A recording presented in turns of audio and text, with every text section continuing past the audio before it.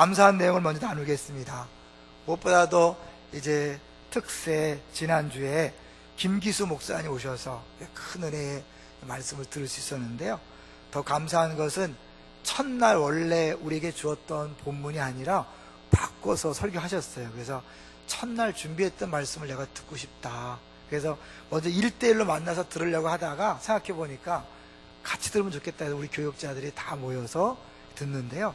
더 큰 은혜가 있었어요. 그래서 첫날 다 하지 못했던 뒤의 내용하고 또 그 하려던 설교를 들으면서 저 하나님께서 귀하게 쓰시는 목사님이다 들으면서 온 교육자가 은혜 받아서 1일 교육자 수련회가 됐어요. 그래서 얼마나 감사한지요.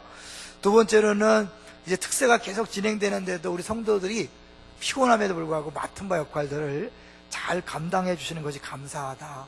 우리 신문 나온 것도 그렇고요. 또 금요일날 어르신들 중식 접대하는 것도 그렇고 전도팀이나 여러 가지 행사를 준비하고 진행하는 분들이 피곤하지만 맡은 바 역할들을 잘 감당하는 것이 너무 감사한 마음이 들었습니다. 특별히 오늘 식당 얘기했는데요. 식당에 수백 명이 국수를 먹는데 감사하다고 인사하는 사람이 몇 명 안 된대요. 너무 짜지 않나요? 좀 이렇게 감사하다고 좀 얘기해 주세요.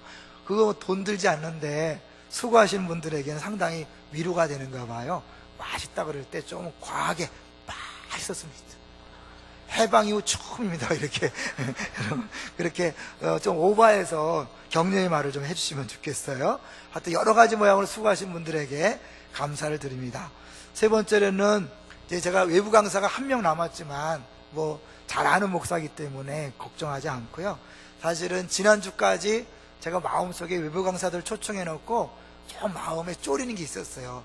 이분들이 잘해야 될 텐데, 준비하신 거 떨지 않고 잘 전해야 될 텐데, 그런 마음이 있었어요. 근데 예상했던 것보다 더 잘해 주셔갖고 정말 쓸데없는 염려를 했구나. 그러면서 이제 외부 강사들이 다 와서 잘해줬기 때문에 참 감사하다. 그리고 저는 이제 그야말로 한시름 놓은 그런 상태이기 때문에 너무 감사했습니다. 자, 이제 오늘 제목을 한번 볼까요? 오늘 제목이 뭡니까? 새 계명으로 사는 삶입니다. 새 계명으로 사는 삶. 사실 이번 특세를 통해서 가장 많이 은혜 받은 사람이 누구냐라고 말한다면 전 주저없이 저라고 말씀드리고 싶어요. 오신 강사님들의 설교를 통해서 정말 많이 도전받고 새로운 눈이 열리고 또 하나님께서 일하심을 경험하면서 제가 큰 은혜를 경험했습니다. 왜냐하면 제가 오실 강사님들을 위해서 기도하거든요. 하나님 준비하신 거 잘 전하게 해주십시오. 성도들 은혜 받게 해주십시오. 기도하니까 내가 더 은혜가 되는 거예요. 우리 성도님들이 후원자 때를 생각하면 될 거예요. 피후원자로 내치에 참여하는 거하고 후원자로 참여하는 게 다르잖아요. 피후원자 은혜 받게 해주세요 막 기도하는데 신기하게도 이 사람보다 내가 더 은혜 받는 그런 경험이 있었을 거예요. 다른 사람을 위하여 기도하고 섬긴다는 게 은혜 받는 굉장한 통로거든요. 저런 면에서 제가 가장 큰 은혜를 받았고, 그 다음에 은혜 받은 사람이 누군가 했더니 우리 부교육자들이더라고요. 고백한 걸 들어보니까 너무 큰 은혜를 받고 도전받았다고 하는데, 특별히 우리 설교하는 이 교육자들이 은혜 받는 이유는 그 목사님들이 단순히 말씀만 전하는 게 아니라 삶 속에 그 말씀대로 사는 게 보여지기 때문에 더 도전이 되는 것 같아요. 말씀을 많이 아는 게 중요한 게 아니라 한 말씀이라도 붙잡고 그 말씀대로 사는 그 능력이 중요하다고 믿습니다. 우리도요, 설교를 듣고 성역 공부를 하면서 많이 아는 게 중요한 게 아니에요. 정말 여러분이 난 이 말씀에 붙잡혀 산다, 이 말씀 붙잡고 산다, 이 말씀이 나를 움직인다, 이런 말씀들이 있었으면 좋겠어요.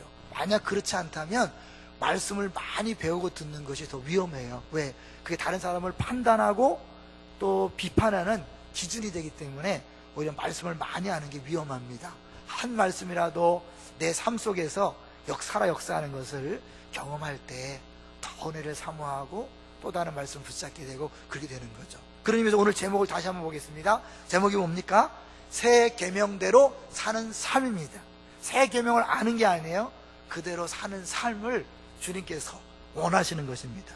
제 배경을 잠깐 말씀드리면 오늘 요한복음의 내용입니다. 근데 요한복음은요, 크게 두 파트로 나눠져요.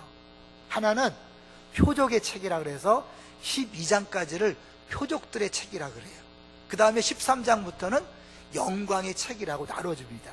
표적들의 책은 뭐냐면 이 많은 표적을 통하여 예수님이 그리스도시요, 예수님이 하나님의 아들이심을 보여주는 거예요. 그래서 그 12장까지의 표적을 보고 믿는 사람들, 그 제자가 된 사람들에게 하나님께서 소그룹에게 모아놓고 말씀하는 것이 바로 13장부터 나타나는 영광의 책이라는 거죠. 이 말은 뭐냐면요, 요한복음에서 가장 중요한 단어가 표적이란 단어와 영광이란 단어라는 거죠. 근데요, 우리가 이 영광이란 단어를 오해하는 경우가 많이 있어요. 그래서 오늘 말씀을 통해 진짜 영광이 뭐고 우리 영광도 있는 삶이 무엇인지를 한번 생각해 봤으면 좋겠어요.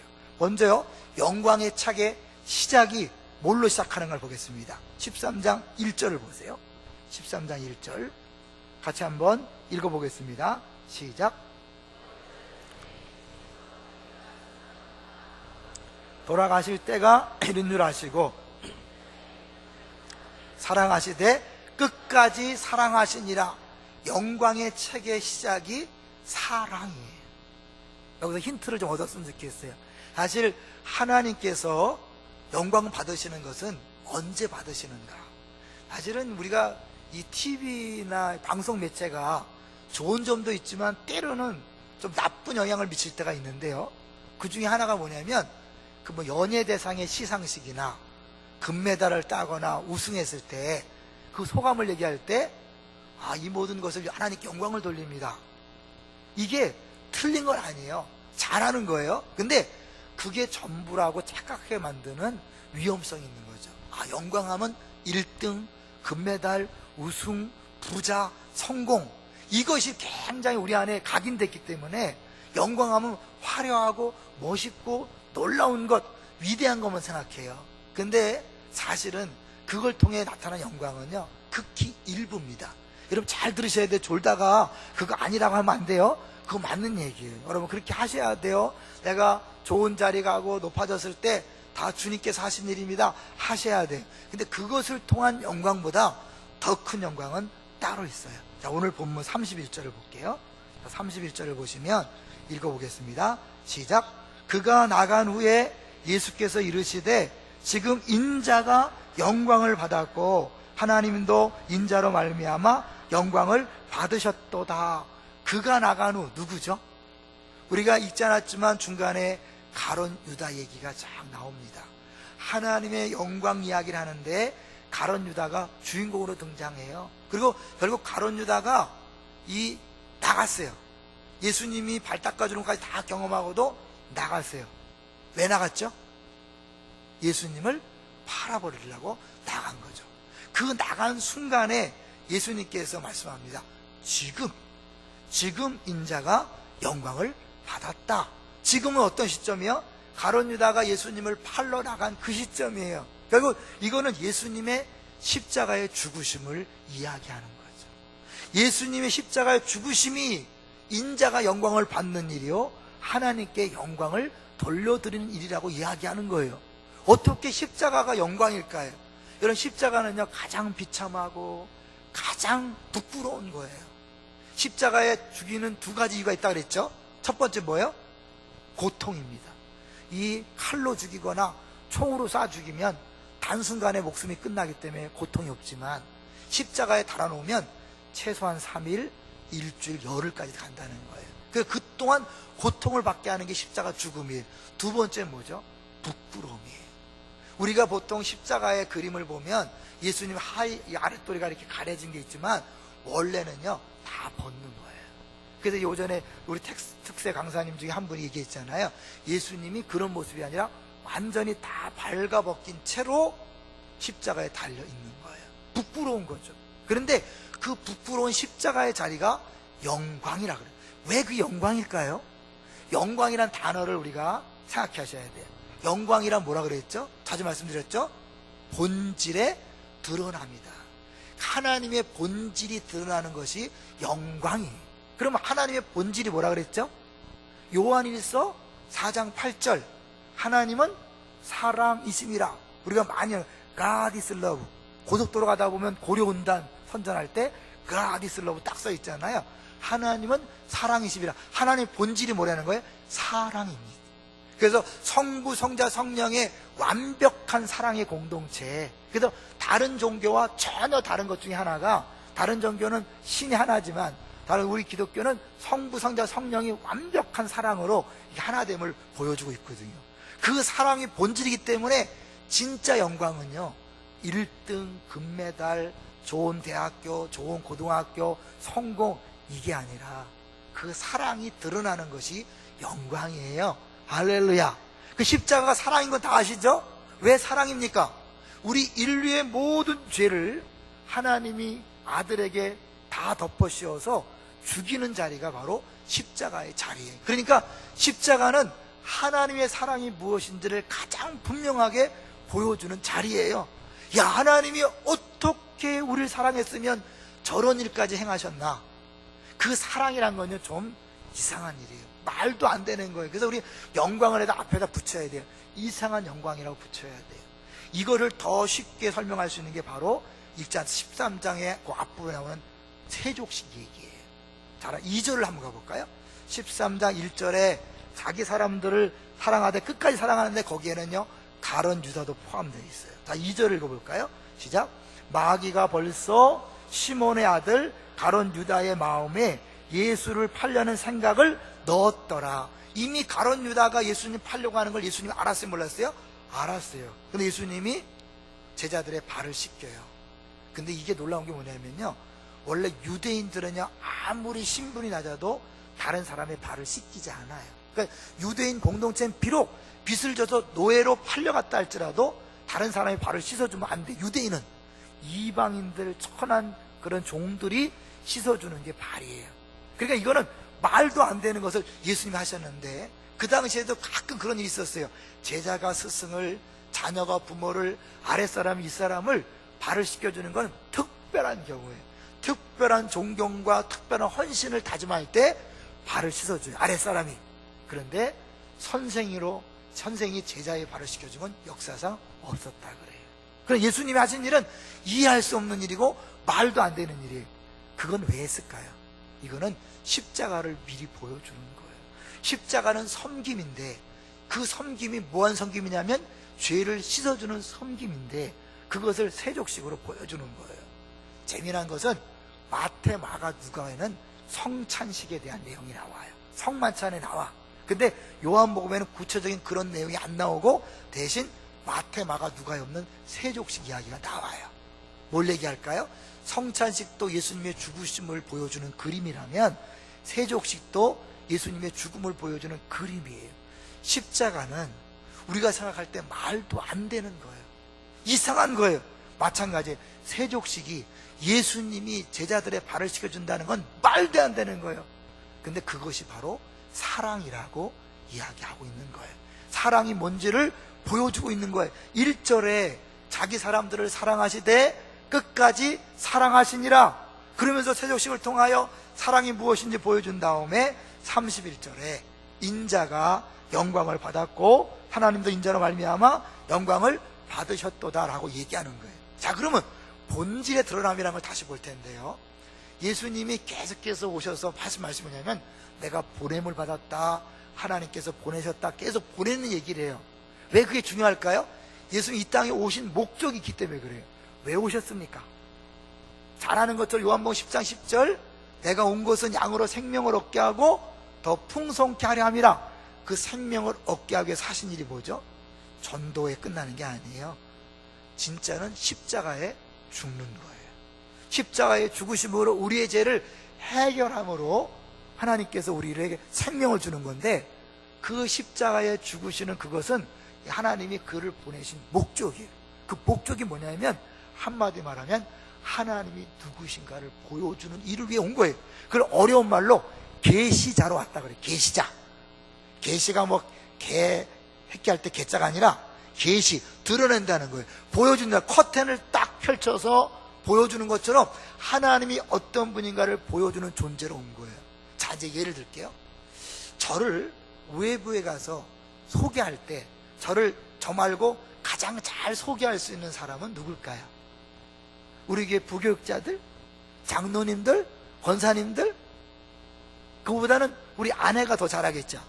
근데 아내보다도 저를 더 분명하게 말로나 행동이나 모습으로 보여줄 수 있는 존재가 있죠. 누굴까요? 아들. 우리 아들이 붕어빵이라고 얘기하더라고요. 요새는 늘씬해져 갖고 오는데, 제가 경환고 처음에 예배 들어갈 때 우리 아들이 경환을 다녔는데 딱 들어가니까 붕어빵이네요 그러더라고요. 다른 잘 모르겠는데, 사실은 성경적으로 아들이라는 것은 낫다는 개념을 넘어서서 아버지와 똑같다는 의미예요. 아들이라는 것은 본질상 똑같다는 거예요. 그렇기 때문에 아들만큼 아버지를 잘 보여줄 수 있는 존재는 없는 거예요. 그래서 예수님이 계속해서 하나님의 아들로 고백되어지고 하나님의 아들이라고 강조하는 건 단순히 그냥 하나님의 사랑받는 아들 그 정도가 아니라 하나님을 100% 완벽하게 보여주는 존재라는 거예요. 그래서 베드로에게 묻잖아요. 너희들 나를 누구라 하느냐? 뭐라고 대답했죠? 주는 그리스도시요 살아계신 하나님의 아들이다. 그러니까 하나님을 100% 완벽하게 보여주는 계시자라는 거예요. 그래서 십자가에 못 박혀 죽을 때 하나님이 어떤 분인지를 보여줌으로, 그 사랑을 보여줌으로 하나님께 영광, 동시에 보니까 어때요? 인자가 아버지께 영광을 돌릴 뿐만 아니라 그 아버지 하나님이 자기를 영광스럽게 했다 그랬어요. 뭐예요? 예수님이 달려 돌아가실 때 패에다 붙였죠. 유대인의 왕이다. 빌라도가 써붙인 게 아니에요. 하나님이 빌라도의 손을 빌어서 왕이라고 선포하는 거예요. 동시에 요한복음에서는 나사렛 예수 유대인의 왕, 그 첫 단어를 뽑으면, 첫 알파벳을 뽑으면 뭐라 그랬죠? 여호와. 이분이 하나님이라고, 이제 하나님이라고 하나님이 공포하는 거예요. 그러니까 예수님이 하나님의 아들로 유대인의 왕으로 하나님으로 딱 선포되는 자리가 뭐예요? 십자가예요. 우리는 영광하면 1등하고 성공하고 좋은 대학 가고 부자가 돼서 봐라 하나님이 이렇게 복 주셨다, 이래서 영광 돌리는 것이 다라고 생각하지만 그거는 극히 일부예요. 100을 따진다면, 사랑이 100이라면 그거는 3, 4, 5에 불과한 거예요. 아닌 게 아니에요. 맞지만 3, 4, 5, 6에 불과하는 거예요. 근데 우리는 어떻게 끊임없이 거기에 현혹돼서 더 잘하려고, 더 높아지려고, 더 많이 가지려고. 명분은 뭐예요? 하나님께 영광을 돌리기 위해서. 근데 하나님은 그걸 통해 영광 받기보다는 사실은 십자가에 죽는 예수 그리스도의 모습을 통하여 영광을 받으시는 거예요. 왜? 그게 사랑이니까. 근데 예수님이 어떻게 해서 우리에게 누구든지 나를 따라오려거든 자기를 부인하고 자기 십자가를 지고 나를 따를 것이니라. 예수님의 제자란 십자가를 지는 거예요. 그 십자가를 지는 건 뭐예요? 예수님처럼 하나님의 사랑을 보여주는 거예요. 부부간에 우리가 사랑을 보여줄 수 있는 가장 좋은 방법이 뭐죠? 상대방의 말을 100% 들어주는 거예요. 100% 해달라는 다 해주는 게 최고의 사랑의 표현이에요. 동의하십니까? 하기가 어려워서 그렇지 그게 맞는 거예요. 네? 그래서 마태복음 7장 12절에 보니까 대접을 받고자 하는 대로 대접하라. 이것이 율법이요 선지자니라. 구약 성경 전체가 사랑으로 줄여둔다면, 줄일 수 있다면 그 사랑을 정리하면 대접받고자 하는 대로 대접하는 거예요. 근데 상대방 말을 100% 들어주려면 어떻게 해요? 내가 100% 없어져야 돼. 내가 죽어야 되는 거예요. 근데 너무나 많은 사람들이 교회에서 신앙생활하면서, 가정에서, 직장, 사업장에서 말로는 하나님 나라와 의를 위하여, 교회를 위하여, 하나님 영광을 위해 한다면서 끊임없이 싸우죠. 그리고 다퉈. 왜? 내 의견이 더 옳으니까, 이래야 일이 더 잘 될 것 같으니까. 아니요. 여러분, 일 아무리 잘 돼봐야 3, 4, 5에 불과합니다.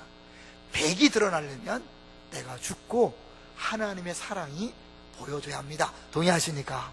그래서 이런 이 실화 있어요. 이런 놀라운 실화가 있었어요.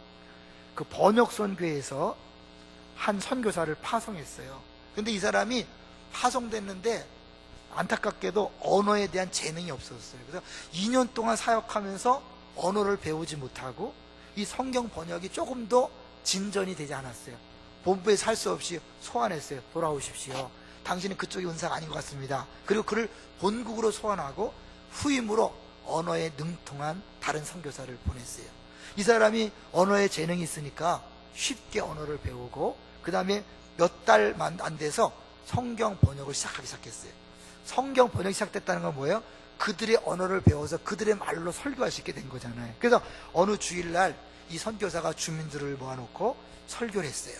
그 설교의 내용은 예수님의 성품에 관한 것이었어요. 예수님의 성품에 대해서 원주민들이 이해하기 쉽게 그들의 언어로 설명을 했어요. 예수님은 가난한 자와 약한 자의 친구이고, 오늘 우리 찬송했잖아요. 예수님은 누구신가? 병든 자를 고쳐주셨고 사랑 그 자체이시고, 이렇게 쭉 얘기하는데 갑자기 원주민들이 웅성웅성 되는 거예요. 자기들끼리 막 떠들면서 고개도 끄덕이고 막 시끄러우니까 이 선교사가 순간적으로 내가 뭘 말을 잘못했나, 시험 들었나, 그래서 말을 못하고 있는 거예요. 근데 이들이 막 떠들다가 선교사가 가만히 있으니까 자기들도 우리가 또 잘못했나 그래갖고 같이 침묵이 쫙 흘렀대요. 그러다가 그 원주민 중에 한 명이 조용히 일어나서 선교사에게 말했답니다. 선교사님 말씀하시는 바로 그 예수님을 저희들이 본 적이 있습니다. 예수님은 2000년 전에 부활하셔서 승천하셔서 지금 하나님 보좌 우편에 계시는데 어떻게 볼 수 있었습니까? 그랬더니 이들이 말하기를 2년 전에 왔었던 그분이, 선교사님이 지금 말씀하신 바로 그 사람입니다. 그 사람이 그랬습니다. 우린 그분 이름도 몰랐는데 지금 선교사님 말씀을 듣고 보니 그분 이름이 바로 예수였군요. 그 선교사님이 예수라고 온 거예요. 그분의 삶이 다른 사람과 달랐습니다. 그분은 선교사님의 말처럼 그대로 행동했고 그렇게 말했습니다. 우린 그분의 이름을 몰랐었는데 오늘에야 알게 되었네요. 그 예수란 분 2년 전에 헤어졌는데 오늘 선교사님을 통해 소식을 듣게 되었습니다. 이게 이제 모퉁이 돌을 섬기는 박일천 선교사님이 보내주신 내용이에요. 여러분, 번역을 못했어요. 선교 사역을 못했어요. 그러나 그는 분명히 예수님을 보여줄 수 있었습니다. 우리가 재능으로, 능력으로 그래야만 하나의 영광이 나타난다면요, 우리 다 좌절해야 돼요. 다 1등 해야 된다면, 다 성공해야 된다면, 다 높아져야 된다면 우리 좌절하게 되고 또 끊임없이 시기 질투에서 벗어날 수 없어요. 근데 하나님 영광은 그런 능력으로 나타나는 것보다 더 큰 게 뭐예요? 사랑으로 나타나는 거예요. 삶으로 양보하고 손해보고 심지어 가마떼가 되는 거죠. 내가 바보가 되는 거예요. 상대방의 말을 들어주고 상대방 뜻에 따라주다가 바보가 되는 거예요. 아까 얘기했죠. 이 세족식이라는 것은, 발을 씻어준다는 것은 그 당시에 도저히 있을 수 없는 일이, 같은 유대인이 유대인을 닦아주는 자체도 불가능한데 선생님이 제자의 발을 닦아준다, 역사상 없는 일을 예수님이 하신 거예요. 왜? 그게 십자가 사랑인 것을 보여주는 거죠. 여러분, 십자가 사랑이 뭡니까? 가정에서 남편이 아내가 상대의 말에 100% 복종하는 거예요. 부모가 자녀의 말에 복종하는 거예요. 말 됩니까? 어떻게 부모가, 아버지 엄마가 애들 말을 뭐 들어줘야 합니까? 내가 남편인데, 내가 가장인데, 내가 사장님인데, 내가 누구인데, 끊임없이 그런 거예요. 예수님은 선생님이에요.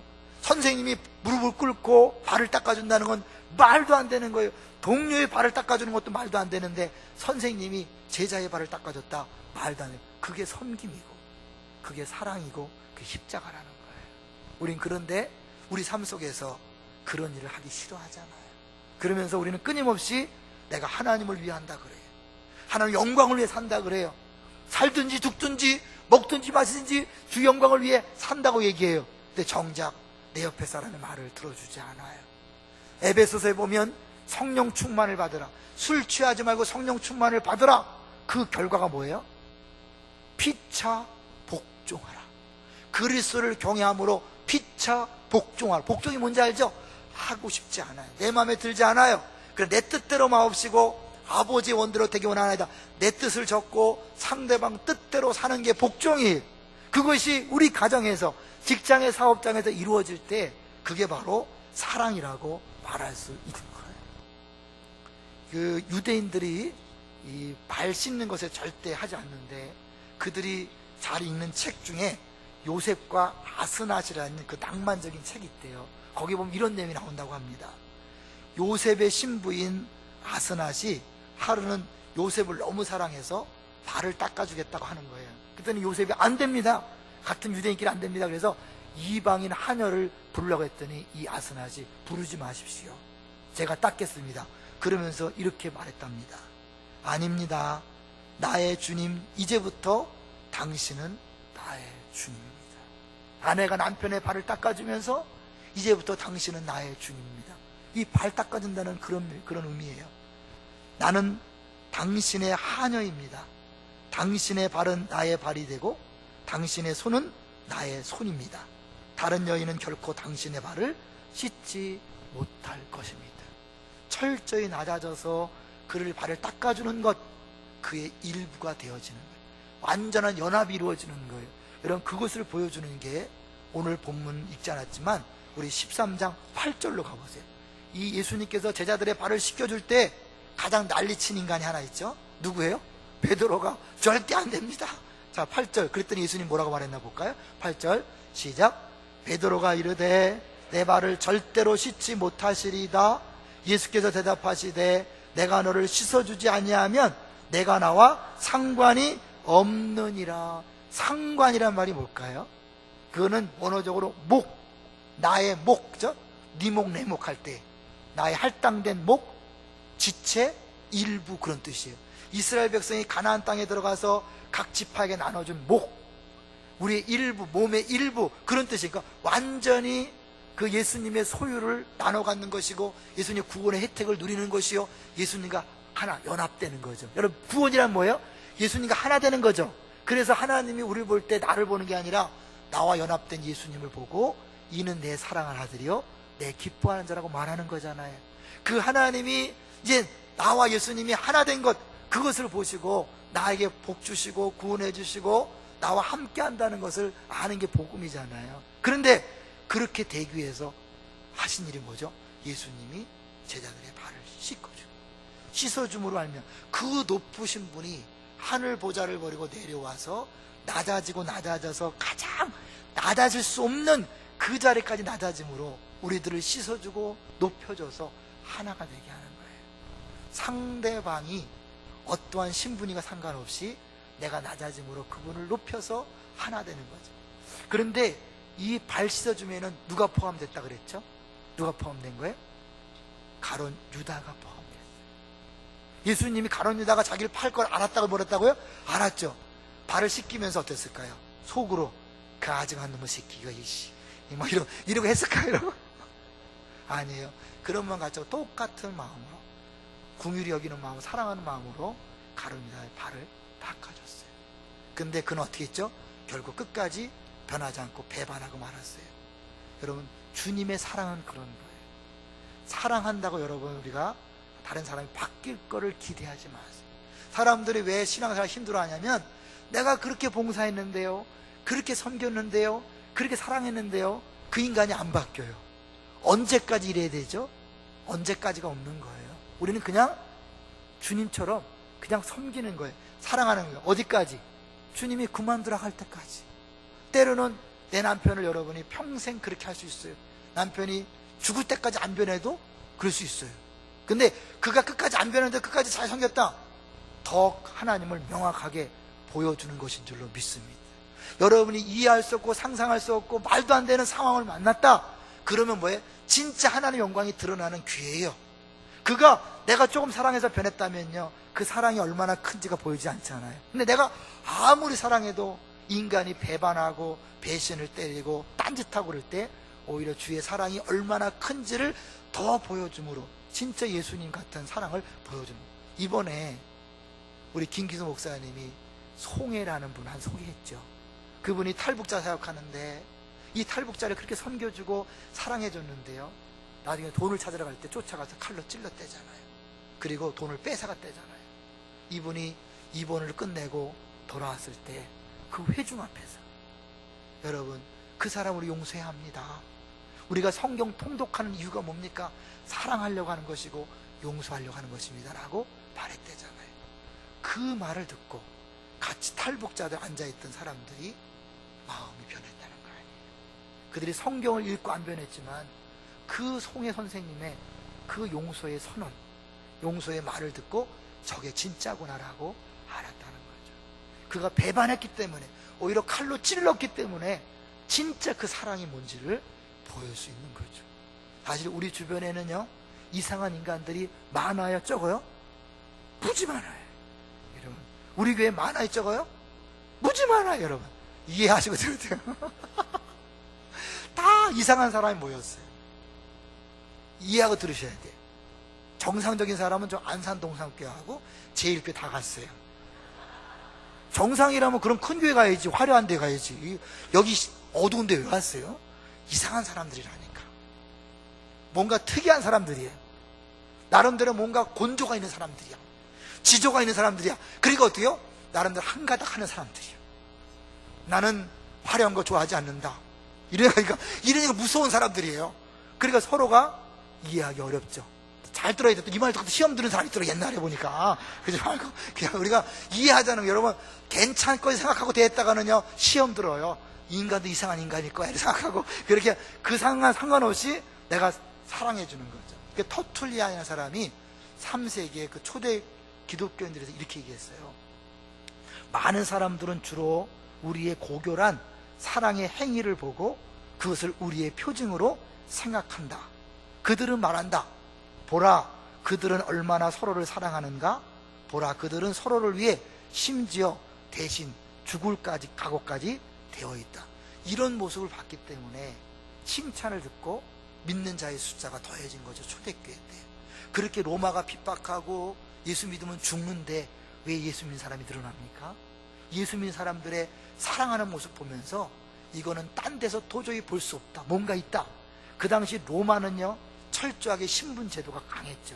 주인과 종이 있고 노예가 있고 철저하게 그렇게 다른 서로 계급을 정하고 서로 다른 사람과 어울리지 않는 그런 로마 제국 속에서 이 기독교인들은 노예들을 형제로 인정합니다. 자매로 인정하고 사랑을 대요. 노예제도 폐지에 데모하지 않았습니다. 법 바꾸자고 하지 않았습니다. 그냥 그렇게 살았어요. 로마의 노예제도가 없어지고 말았습니다.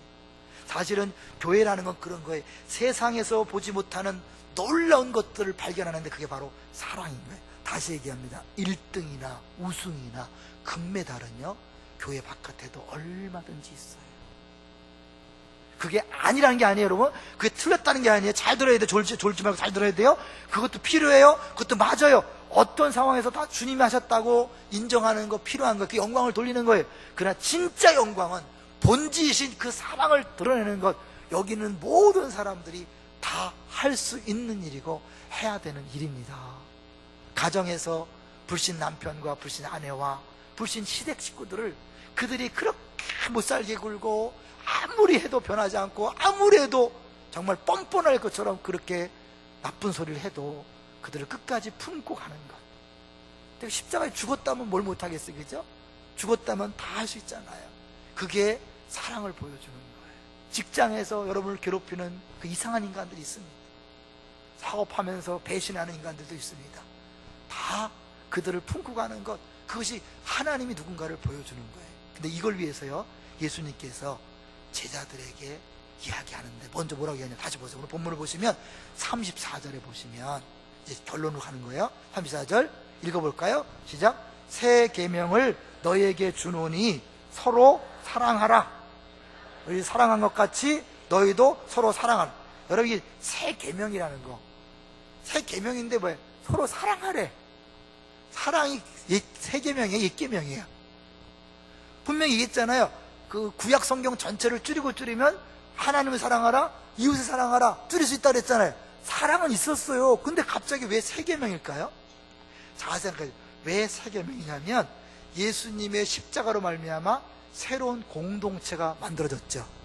옛날에 이스라엘이 아니라 예수 믿는 믿음으로 새로운 언약 공동체가 예수님 피값으로 세워졌어요. 새로운 공동체에 주신 것이 새 계명이에요. 옛 계명은 뭐죠? 이스라엘 백성을 애굽에서 건져내서 하나님 백성 삼은 다음에 내가 거룩하니 너희도 거룩하라, 하나님 백성답게 사는 것이 십계명이요 구약의 계명들이에요. 옛 계명들이에요. 그건 뭐예요? 이미 구원받은 백성들, 하나님 백성된 사람들에게 백성다운 삶을 사는 게 계명이에요. 그러면 동일하게 뭐예요? 이쪽에 예수님을 통하여 새로운 공동체에 새 백성이 생겼어요. 이들에게 주는 것이 새 계명이에요. 내용은 똑같아, 사랑하라. 근데 차원이 달라졌어요. 어떻게 달라졌나? 다시 볼까요? 34절을 자세히 보면 뭐가 바뀌었어요? 내가 너희를 사랑한 것 같이, 예수님이 제자들의 발을 닦아준 것처럼, 십자가에 못 박혀 죽으면서 우리에게 사랑을 표현한 것처럼 그렇게 사랑하래요. 나 이제 더 이상 못하겠어요. 언제까지 이래야 돼요? 이런 소리가 안 나오는 거죠. 죽는 건데요. 죽는 건데 뭘 못하겠어요? 내가 하나님 이건 너무하는 거 아닙니까? 해도 너무합니다. 이건 아니잖아요. 우리 예수 믿는 사람들이 가끔 외치는 게 그거잖아요. 이건 아니잖아요. 내가 아무리 용서해도 이건 아니잖아요. 아무리 사랑해도 이건 아니잖아요. 이것까지 내가 참아야 합니까? 이것까지 내가 가만히 있어야 합니까? 네, 그것까지 참는 거예요. 끝까지 사랑하는 거예요. 근데 이게 어렵잖아요. 그래서 어떻게 해야 됩니까? 우리 힘으로 하는 게 아니에요. 예수님처럼 하나님처럼 사랑하려면 신적인 능력이 있어야 돼요. 인간은 불가능해요. 그렇기 때문에 예수님께서 뭘 주셨죠? 성령을 주신 거예요. 우리가 헌금 시간마다 듣는 말씀 있잖아요. 아버지께서 나를 보내신 것 같이 나도 너희를 세상에 보내노라. 왜 보낸다 그랬죠? 하나님을 계시하도록 보내는 거죠. 그 뒤에 성령 충만을 받으라. 성령이 없이는 불가능한 거예요. 하나님 수준의 사랑은 인간의 노력으로 되는 게 아니에요. 우리의 결단으로 되는 게 아니에요. 우리 열심으로 되는 게 아니라 성령 하나님만이 가능케 하시는 줄로 믿습니다. 그래서 에베소서에 성령 충만을 받으라. 그런 다음에 그리스도를 경외함으로 피차 복종하라. 아내는 남편들에게, 남편은 아내들에게, 부모는 자녀에게, 자녀는 부모에게, 종은 상전에게, 상전은 종에게. 모든 인간관계에 서로 사랑하기 위해서는 성령 충만이 필요한 것입니다. 믿습니까? 그걸 위하여 이제 먼저 바깥에 사랑하기 전에 우리끼리, 제자들에게 하는 얘기예요. 너희들이 서로 사랑해라. 왜요? 세상을 사랑하는 게 쉽지 않아요. 어려워요. 그렇게 핍박하고 환난을 주는 그들을, 원수 같은 그들을, 원수인 그들을 사랑하기 어려워요. 그러니까 우리끼리 모여서 뜨겁게 사랑을 경험한 다음에 힘을 얻어서 나가야 돼요. 바깥에서 지쳤다가 들어와서 우리끼리 사랑을 주고받으면서 그래 이거야, 하나님 이만큼 사랑했지, 눈에 보이지 않는 하나님의 사랑을 눈에 보이는 지체들을 통하여 경험하면서 이거야. 그래서 다시 힘을 얻고 나가서 그 사랑을 전해야 되는데, 우리가 어느새 교회 안에서 그 사랑을 경험하는 게 아니라 일 때문에 많이 다투잖아요. 많이 관계가 깨어졌잖아요. 여러분 생각해 보세요. 여러분이 지금 관계가 깨어져 있는 사람 교회 오기 전에도 관계 깨져 있나요? 아니요. 교회 와서 깨어졌어요. 교회 와서 처음 만난 사람들 교회에서 관계가 깨어졌어요. 왜요? 교회를 위하기 때문에, 주님을 위한다고, 하나님의 일을 한다고 여러분 의견이 다른 것과 싸우다가, 방식이 다르다고 싸우다가 관계가 깨어졌어요. 궁극적으로 뭘 위해서요?